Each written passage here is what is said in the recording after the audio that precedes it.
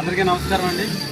ఏదైతే every year ప్రతి ఏటా కూడా జూన్ 5వ తేదీన మరి ప్రపంచ పర్యావరణ దినోత్సవంగా జరుపుకునేటువంటి నేపథ్యంలో మరి ఈరోజు ఆంధ్రప్రదేశ్ రాష్ట్రంలో గౌరవ ముఖ్యమంత్రి శ్రీ నారా చంద్రబాబు నాయుడు గారి నాయకత్వంలో పర్యావరణ శాఖ మార్చులు శ్రీ పవన్ కళ్యాణ్ గారి యొక్క సారథ్యంలో 1,00,00,000 మొక్కలను నాటి హరితాంధ్రప్రదేశ్గా ఈ యొక్క రాష్ట్రాన్ని తీర్చిదిద్దాలని, ప్లాస్టిక్ రహిత సమాజంగా ఈ రాష్ట్రాన్ని మరి ముందుకు తీసుకెళ్లాలని వారు ఈ రోజున ఒక బ్రహ్మాండమైనటువంటి వన మహోత్సవానికి శ్రీకారం చుట్టినటువంటి నేపథ్యంలో రాష్ట్రమంతా కూడా ప్రతి చోట కూడా ప్రతి పల్లెలో ప్రతి వీధిలో మొక్కలను నాటేటువంటి కార్యక్రమం చేపట్టడం జరిగింది. దానిలో భాగంగా ఈ రోజున జంగారెడ్డిగూడెం పట్టణంలో కానీ జంగారెడ్డిగూడెం మండలంలో కానీ నియోజకవర్గ పరిధిలో ఎమ్మెల్యే రోషన్ కుమార్ గారు మరి ప్రతి మండలంలో కూడా వారు కూడా పార్టిసిపేట్ చేయటం, అదేవిధంగా మండలంలో కానీ పట్టణంలో కూడా మేమందరం కూడా ఈ యొక్క కార్యక్రమం పార్టిసిపేట్ చేసి మరి అన్ని డిపార్ట్మెంట్లు కూడా సమన్వయం చేసుకుంటూ ఈ రోజున మొక్కలు నాటేటువంటి కార్యక్రమం చేపట్టడం జరిగింది.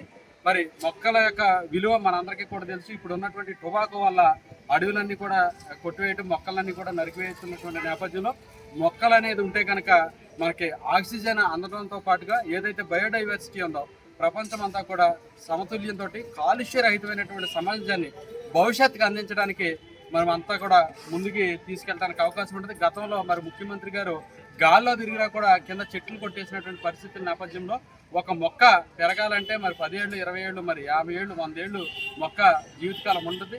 అలాంటి మొక్కల్ని మరి నరికేయటం వల్ల ఆక్సిజన్ తగ్గిపోవడంతో పాటు విపరీతమైనటువంటి ఎండలో పొల్యూషన్, ఈ కాలుష్య బారిన పడి కూడా అనేకమైనటువంటి ఇబ్బందులు వచ్చేటువంటి నేపథ్యంలో మొక్క అనేది ప్రాణవాయువుని ఇస్తుంది. కాబట్టి ప్రతి ఒక్కరు కూడా మొక్కల్ని నాటడంతో పాటు వాటిని సంరక్షించాల్సిన బాధ్యతను కూడా ప్రతి ఒక్కరు కూడా ఒక ఏదైతే ప్రాథమిక విధులు ఏవైతే ఉన్నాయో విధుల్లో ఒకటిగా చేర్చుకుని మొక్కలను అందరూ కూడా విరివిగా నాటడంతో పాటు వాటిని పెరిగే విధంగా కాపాడాలని చెప్పేసి కోరుకుంటూ మరి ఇంతటి మంచి కార్యక్రమానికి మరి శ్రీకారం చుట్టినటువంటి ఆంధ్రప్రదేశ్ రాష్ట్ర ప్రభుత్వానికి, ముఖ్యమంత్రి చంద్రబాబు నాయుడు గారికి, ఉప ముఖ్యమంత్రి పవన్ కళ్యాణ్ గారికి, లోకేష్ గారికి కూడా ప్రత్యేకమైనటువంటి అభినందనలు తెలియజేసుకుంటూ సెలవు తీసుకుంటాం. జై హింద్.